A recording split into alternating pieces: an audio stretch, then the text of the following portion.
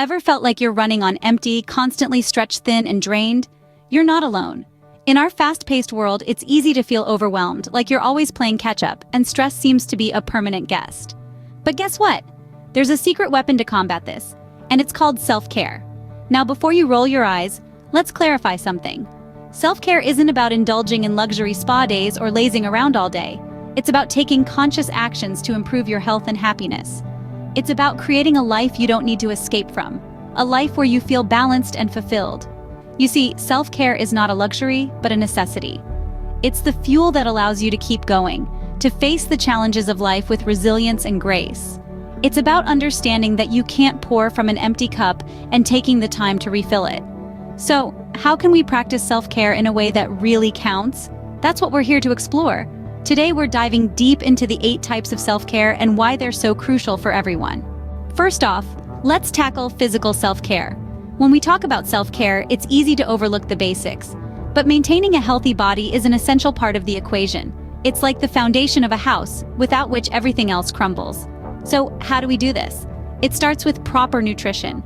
Provide your body with the right fuel it needs to function optimally. Incorporate fruits, vegetables, lean proteins, and whole grains into your diet. Hydrate, hydrate, hydrate. Next, let's not forget about exercise. It doesn't have to be a marathon run or a heavyweight lifting session. A simple walk in the park, a yoga session, or a dance-off in your living room can do the trick. Finally, let's talk about sleep. It's not just about the quantity, but also the quality. Aim for those 7 to 9 hours of undisturbed, restful sleep each night. You see, physical health directly impacts our overall well-being. It influences our mood, our energy levels, and even our thoughts. So remember, taking care of your body is the first step towards a balanced life.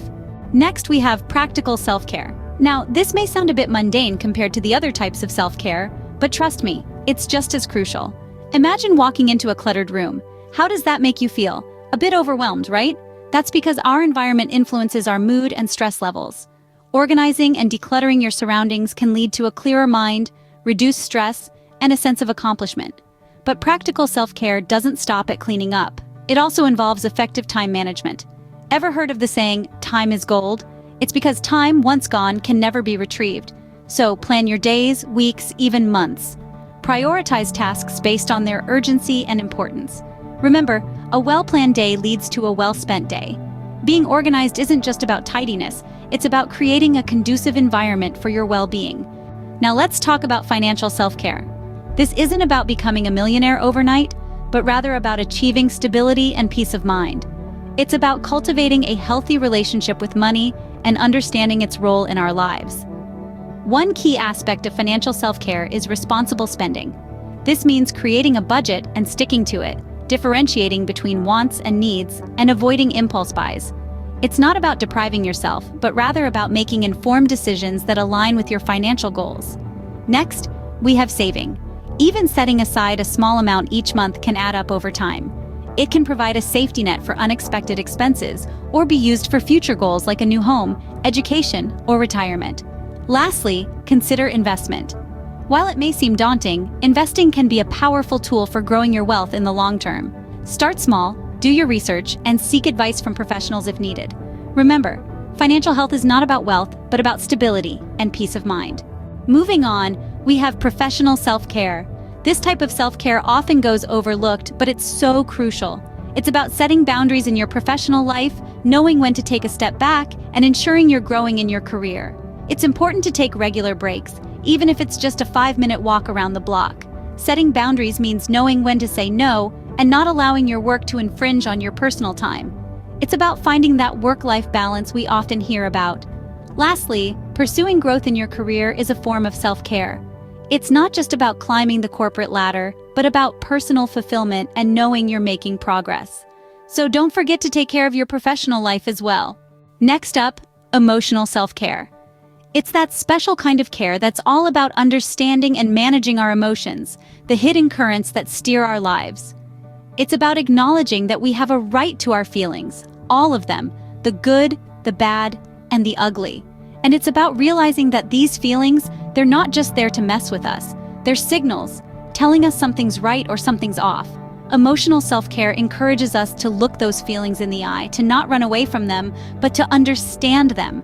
It teaches us the art of emotional intelligence, the ability to identify our emotions, to recognize their source, and to use that understanding to guide our actions. But let's be real, it's not always easy. Sometimes our emotions can feel like a tangled mess, too confusing to decipher. And that's okay. That's when we need to remember that it's not just okay, but essential to reach out for help when we need it. Whether it's a trusted friend, a family member, or a professional counselor, seeking support is a vital part of emotional self-care. Remember, it's okay to feel, and it's crucial to understand and manage those feelings. Let's move on to spiritual self-care.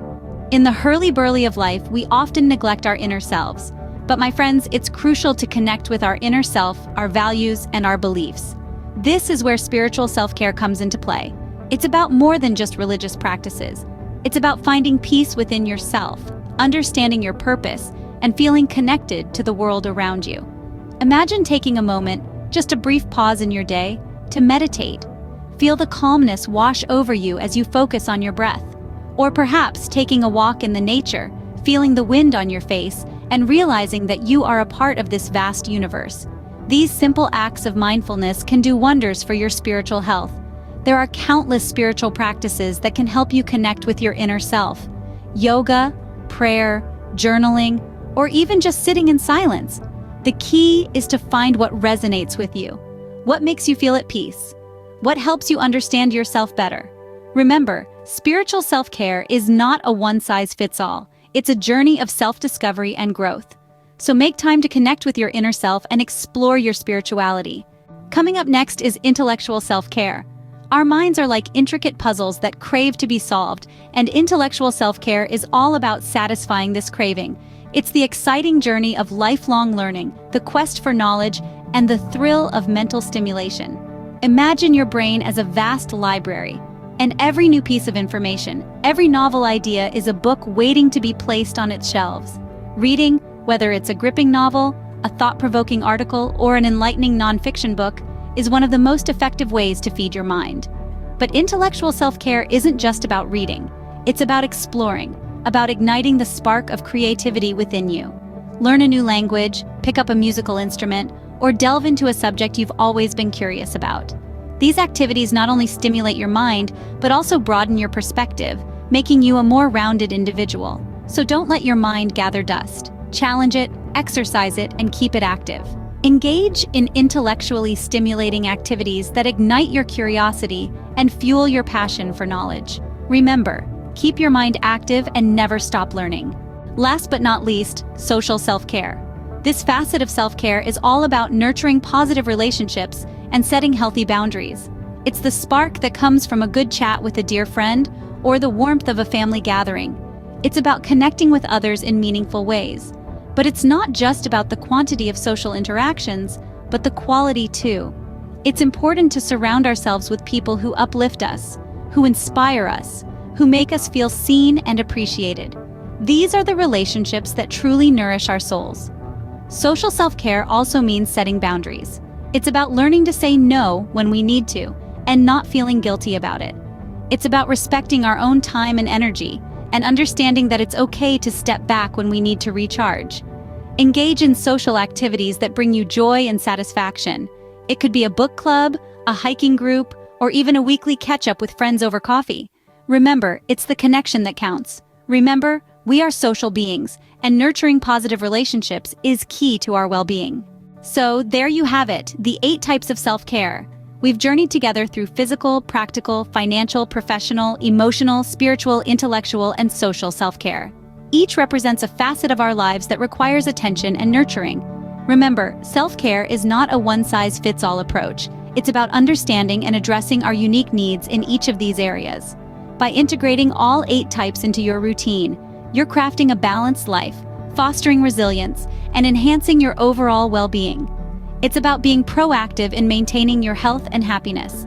It's about giving your best to others by first giving the best to yourself. Self-care is a journey, not a destination. It's an ongoing process of learning, growing, and becoming the best version of yourself. It's about being kind to yourself, valuing yourself, and understanding that you deserve to be taken care of too. Now go ahead and start taking care of yourself in all these areas. And don't forget to subscribe to Online with Teresa for more self-care tips and advice.